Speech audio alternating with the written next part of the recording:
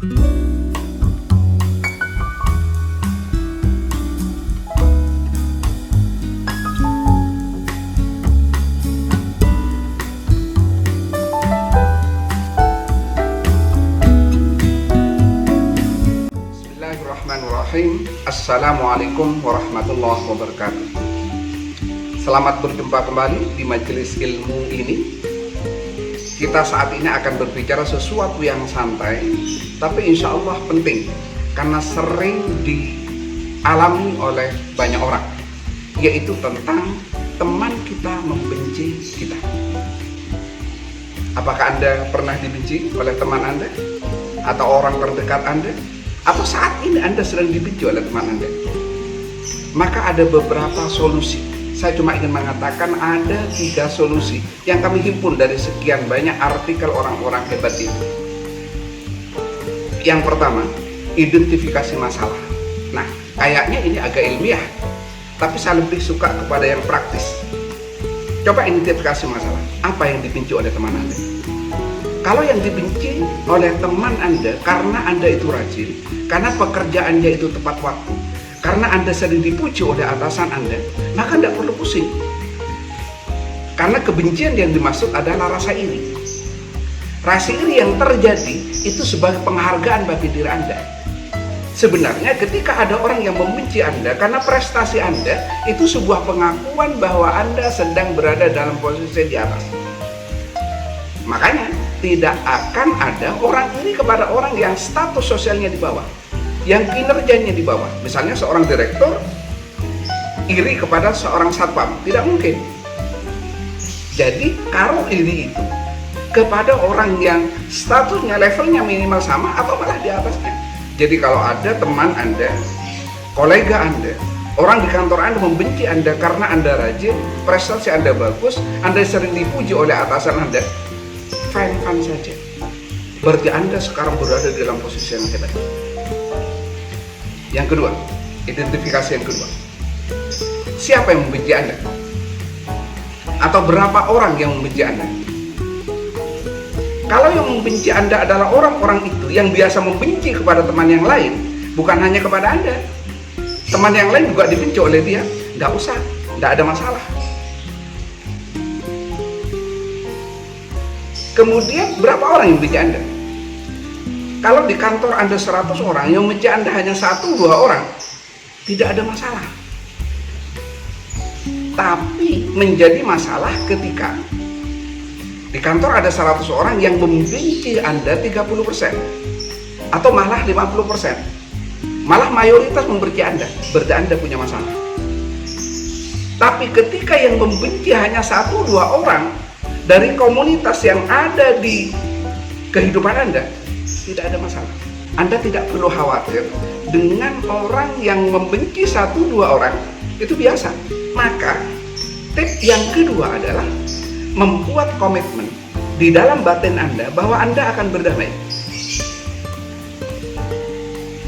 Mari kita renungi, tidak ada satu orang pun yang hebat, yang jujur, yang punya prestasi besar, yang tiba-tiba disukai oleh semua orang. Bahkan sekelas Rasul, sekelas Nabi, tidak seluruh masyarakat dia menyukai Nabi. Penceramah yang hebat itu, tidak semua audien dia suka sama dia. Guru yang hebat itu, belum tentu semua siswanya suka sama dia. Jadi kalau ada 1-2 orang yang benci sama Anda, itu biasa. Maka Anda harus berdamai. Kita ini siapa sih? Rasul saja ada yang benci kok. Zainuddin Amsyad saja dengan penceramah 1 juta umat itu tidak semua orang suka.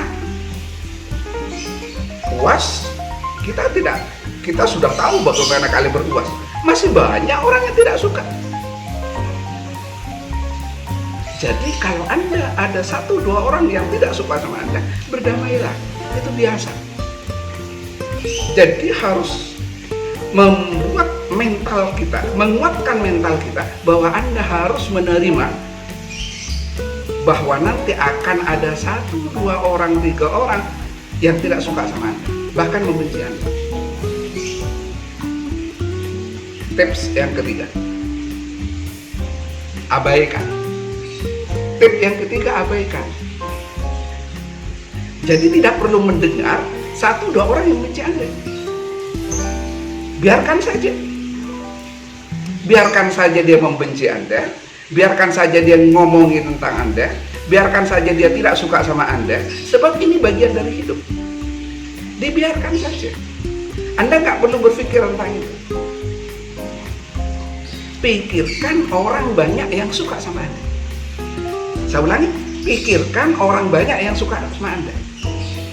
Pikirkan mayoritas teman Anda yang suka sama Anda. Jangan memikirkan satu dua orang yang tidak suka sama Anda. Itu caranya hidup. Kalau Anda memikirkan satu dua orang yang tidak suka sama Anda, omongan dia Anda pikirkan, maka Anda menjadi orang yang kerdil. Tidak akan ada satu orang pun yang tidak dibenci oleh orang. Jadi kalau Anda mendengar satu dua orang yang membenci Anda kerdil. Yang keempat, eksploitasi dia.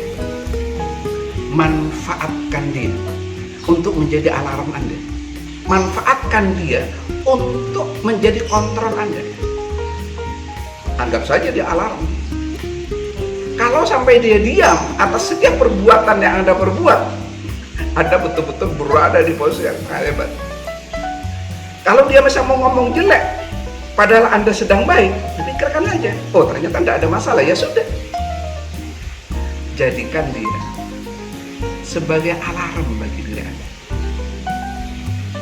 Yang kelima, ikhlas. Yang kelima, ikhlas. Nah, ikhlas ini penting. Kalau Anda ikhlas, maka ketika melihat dia dengan gestur kebencian, tatapan dia yang tidak enak dilihat, Anda santai, Anda ikhlas. Ya sudahlah, dia memang sudah seperti itu. Sebagai pesan terakhir, Anda tidak bisa mendikte orang untuk bersikap bijak sama Anda. Tapi Anda bisa mendikte diri Anda untuk bersikap bijak kepada orang lain. Wassalamualaikum warahmatullahi wabarakatuh.